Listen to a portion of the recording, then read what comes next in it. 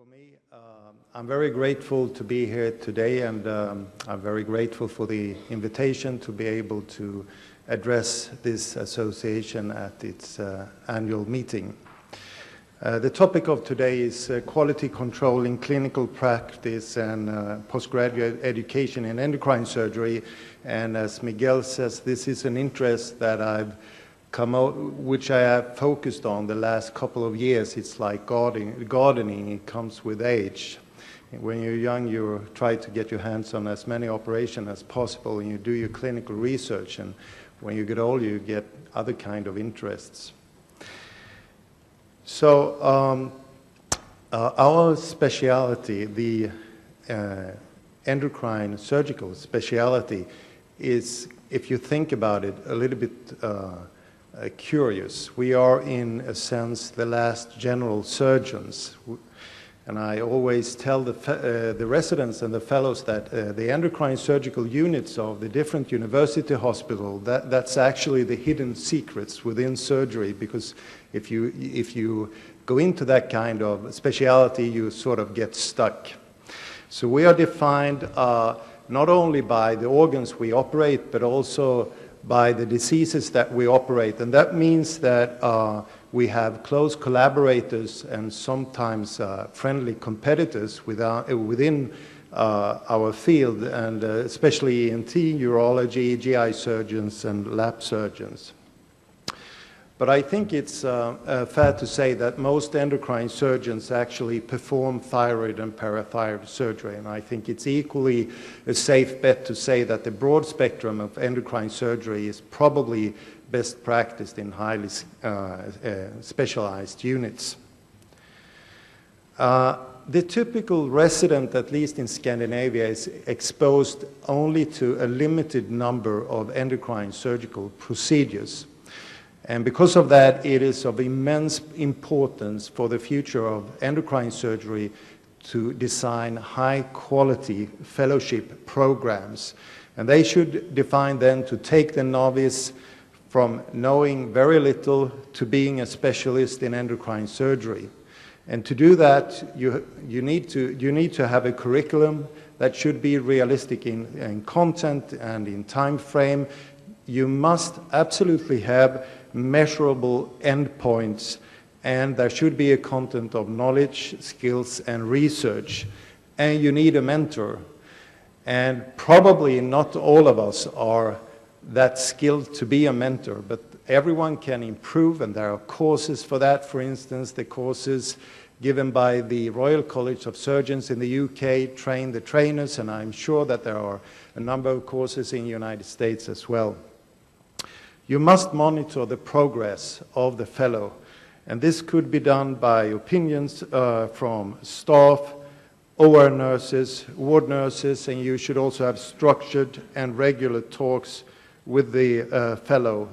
You should have feedback, and you need assessment.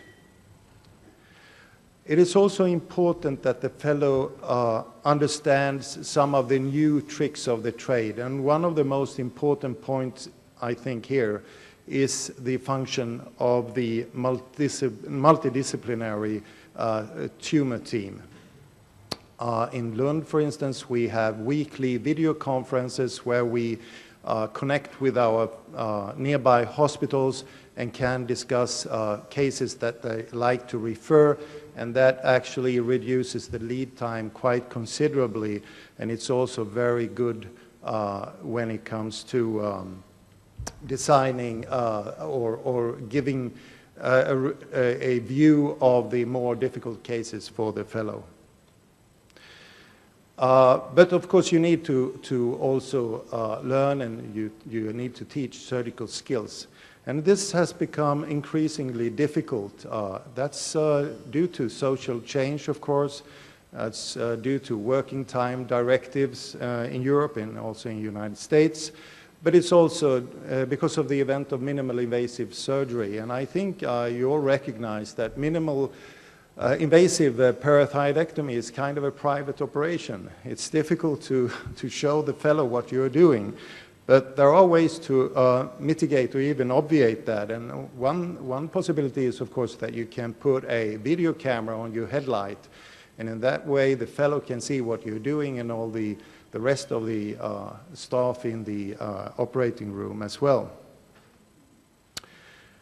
Another possibility is to be trained in a skill center, and those skill centers are now popping up connected to a variety of universities all over the world, and I know there are about 50 accredited institutes here in the United States. And what you really are trying to do when you think about it is that you want to circumvent the problems with the learning curve. You really want to train the fellow or the resident until they have reached a proficiency before they actually get to operate the patient. And this is the concept which we try to live by at our skill center in Lund University.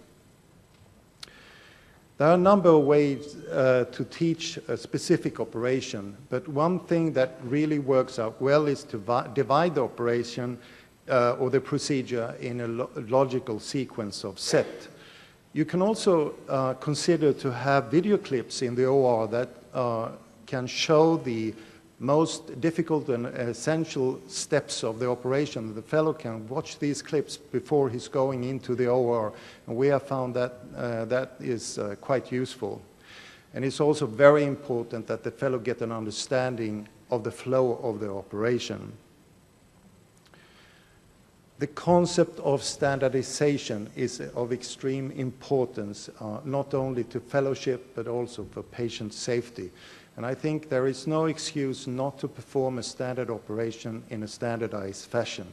If you don't do that, the fellow will get very confused and the results will be poor, and the fellow will also sort of have difficulty in learning that kind of procedure. There are also a number of ways to teach a surgical skill, and I, for one, use one of these ways described, the four-step model by Mr. Rodney Payton in Ireland, and those steps are as follow. In the first step, the teacher performs the actual tasks in absolutely normal speed and makes no comments whatsoever. In the second step, the teacher then performs the operation, and then Q&As are allowed, and this operation or part of the operation will take some time. In the third step, the fellow tells the trainer what he's going to do, and then the trainer performs the actual task and the operation. And in the fourth step, the fellow explains what he's going to do and gets go ahead, and then he's doing what he has said he's going to do, or she. The concept of feedback is an extremely powerful tool in the teaching situation, and there are tons of books written about the feedback and how to give feedback, but I think it is of importance to say that it should be a positive feedback. And typically, you start out, when you have your conversation after a surgical procedure, you ask the fellow, what do you think went well? And then you tell the fellow, well, you're probably right, and I think this went well as well. Okay, and then you continue, what could be improved? And the fellow typically know, yeah, well, I think this could be improved, and probably you will agree with that as well. Lastly, the fellow will suggest, how should this be done? How could I improve? And you try to push it a little bit, and you suggest some other ways for the fellow to improve, and you agree, implement, and then you assess what you have agreed on. No fellowship program, I think, is complete without some kind of quality control and exit examination. In Europe, the Division of Endocrine Surgery within the Union of European Medical Specialities have offered an examination in endocrine surgery since 2003. The UEMS, for those who do not know this organization, is a non-governmental organization, but it's tightly affiliated with the European Commission and has been entrusted with things like harmonization in training, accreditation, certification, CME points, and so on. For this, we have a curriculum where you train for 2 years in an endocrine surgical unit. You need attendance of at least 4 specialist meetings or postgraduate courses in endocrine surgery. You should have a firm grounding in basic and clinical science and a minimum of operative experience in endocrine surgery. And of course, you must have a minimum operative experience assessed by a logbook that should be signed by a trainer. So the examinations are conducted in English, and they consist of 50 to 60 minutes oral sessions that are adjudicated by 2 examiners. We discuss clinical management problems or cases during these sessions, and preclinical knowledge is also evaluated, but only in context of the clinical case. And we also discuss 2 scientific papers because we want the fellow to be able to critically appraise the current scientific literature. Here is the way it looks. This is an examination in endocrine surgery, one of the first in Pisa. You can recognize Professor Bertil Hamburger, Professor Rocco Bellantone, Kerstin Lorenz from Marburg, and Professor Antonio Sitke Serra from Spain, and Dietmar Simony from Germany. The first examination started in 2003, and we have had annual examination in conjunction with the Congress or workshops of the European Society of Endocrine Surgeons since then. We have 72 fellows, and of these, 2 have taken the neck endocrine surgical examination. So I want to switch gear a little bit and talk about the results from our quality registry. Yesterday I outlined the specifics of how the registry work, and today I will present some data that this registry has generated over the years. So some highlights from thyroid surgery, and believe it or not, we do have complications. And what I've learned over the year is actually that the complications are approximately twice as common as you read in the textbooks. So rebleeding with operation occurs in this registry in about 2% of the operations. It is twice as common in men, and the risk increases also with age. Nerve paresis, or temporary nerve paresis, I should say, occurs in about 4% of all operations and 3% of nerves at risk. But maybe more importantly, the surgeons recognizes this damage in only a little bit more than 10% of the nerve paresis that we diagnose. So the surgeon is not good in diagnosing that intraoperatively. Risk factors for unilateral nerve paresis are older age and patients with intrathoracic goiter, patients that are operated due to thyroid toxicosis, and very interestingly, those patients that use routine postoperative laryngoscopy diagnose nerve injury twice as often as those who only do it on demand by voice. And that means that if you don't do this routinely, you will miss about half of the nerve injuries. We have also studied the accuracy of cytology in malignancy. And what we found was a little bit depressing. Of patients with papillary cancer, about 10% had a benign cytology, and in 20% of these patients, there was no cytology at all. Now, you might think that these patients had microcarcinoma, but unfortunately, that wasn't true. About half of these patients had a papillary carcinoma that was bigger or larger than 1 centimeter. And this is, of course, a problem from a quality point of view, because these patients not always, but often had the wrong operation. Another thing that we have paid some attention to is surgery in the elderly. In Sweden, the life expectancy for a man now is around 80 years, and for a woman, 83 years.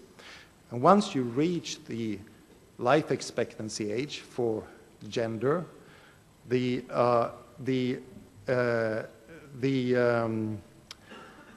can consider that after that, almost a woman has 8 years more in the mean to live, and a man also 8 years. In the quality register, more than 11% of the patients are over the age of 70, and close to 3% are over the age of 80. So this is a substantial group of patients. And as discussed previously, the risk for operation due to rebleeding increases quite dramatically with age. And as a matter of fact, in the patients that are operated due to thyroid carcinoma, the risk for rebleeding in the age group that are older than 80 years is almost 10%, or you will appreciate that the risk for rebleeding increases in the benign group as well, but it's more dramatic in the malignant group. These patients also have an increased risk for other ICD-registered complications, reaching almost 7% in the older age group. And what kind of complications are these? Well, there are cases with cardiac arrest, pneumonia, cardiac insufficiency, myocardial infarction, laryngeal edema. So some of those complications are quite severe. There is also an increased risk for postoperative paresis of the recurrent laryngeal nerve, especially in the patients with thyroid cancer. And this is, of course, that these patients have an increased risk of having a T3 or T4 cancer, but nevertheless, you can see the immense impact of age on the risk of this complication. But it is increased also in patients being operated for benign disease. And this is graphically depicted in this slide. These are patients that are purely operated due to symptoms of compression. And you can see in the older age group, they do have an increased risk for injury to the recurrent laryngeal nerve. We have now run this registry since 2004, and that means that we can evaluate trends over time. And this is very useful, for instance, in primary HPT. During this time, there has been a clear decrease in the preoperative levels of serum calcium. So we are now down to 2.75 in the mean, which is a very mild hypercalcemia. But interestingly, the mean age of the patients has not altered. And that means that we are essentially operating the same patients, but on a milder, with milder aberration in serum calcium values. There has also been a dramatic shift in the type of surgery that we do. So in 2004, the majority of patients in Scandinavia were operated with bilateral neck exploration, whereas in 2011, the majority of patients are operated either with a unilateral neck exploration or a focused approach.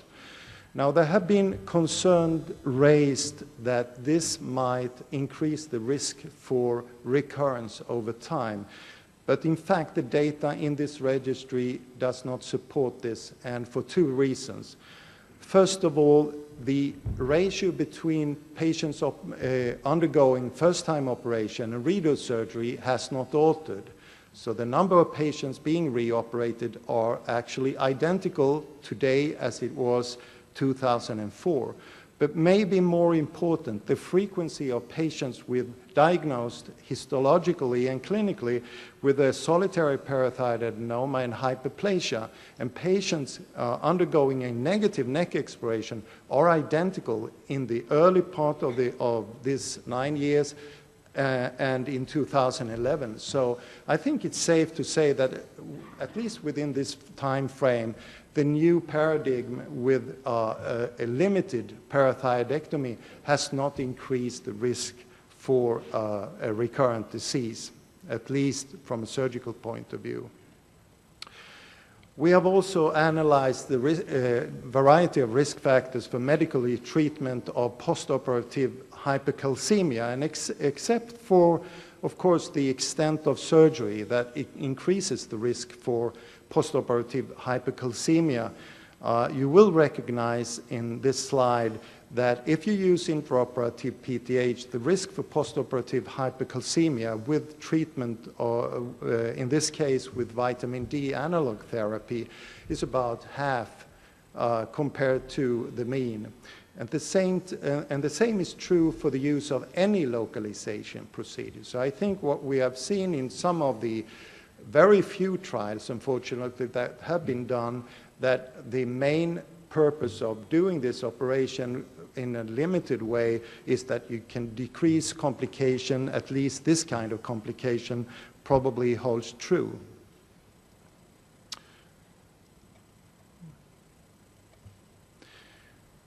Now you might say that, okay, that's not so important because most of these patients can be weaned off calcium and vitamin D anyway, and because of that we also analyzed variables associated with cure after six months after surgery. And there were a number of variables associated with this, but I will discuss those that I think are most interesting. And as you can see, the use of intraoperative PTH actually increased the possibility of cure at 6 months after surgery. Now, the cure was better also in patients operated with a unilateral or focused approach. And now one might ask these two things. Why would a unilateral neck exploration or a focused approach have a higher probability of cure?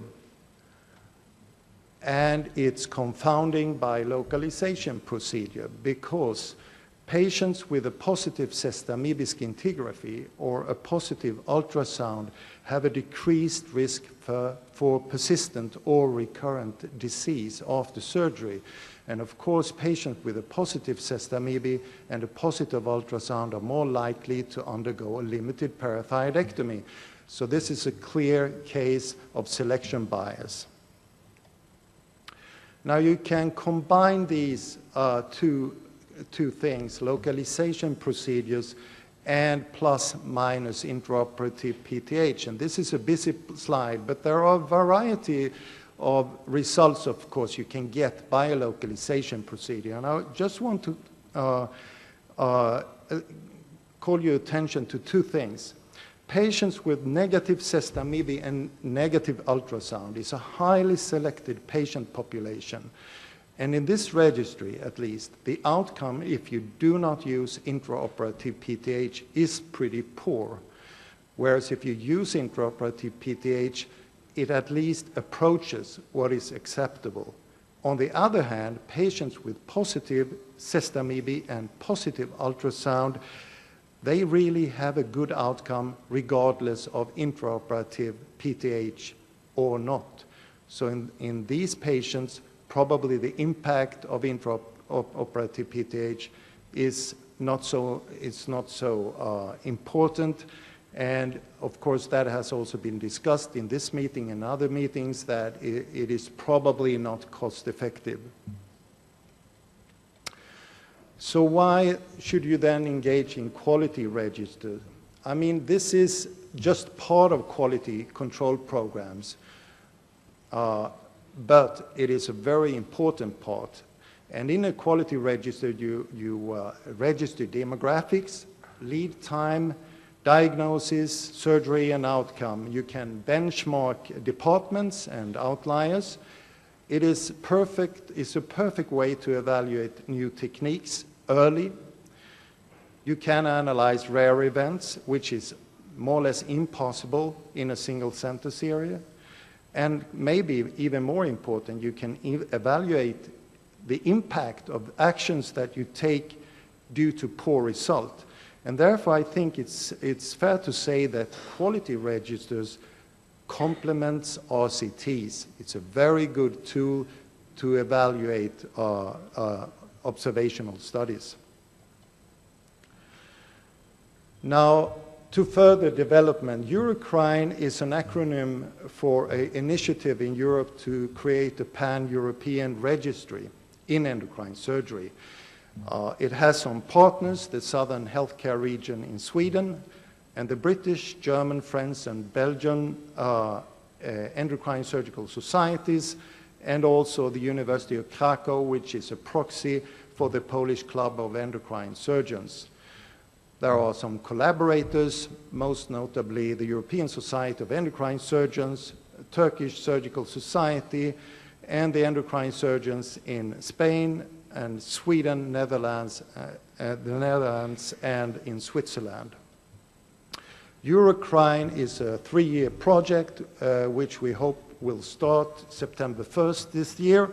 It has a budget of 1.2 million euro, which is $1.5 million, and it's funded by the healthcare program by the European Commission. And this is something that we have high hopes for in the future. It will be a great pleasure if we can get this project running as foreseen. So to sum it up, quality control in education training and also in clinical practice is of great importance for the future. And I think if every one of us here in this society, in other endocrine surgical society worldwide, engage in these fields, I think endocrine surgery will flourish in the future as well. Thank you very much for your attention.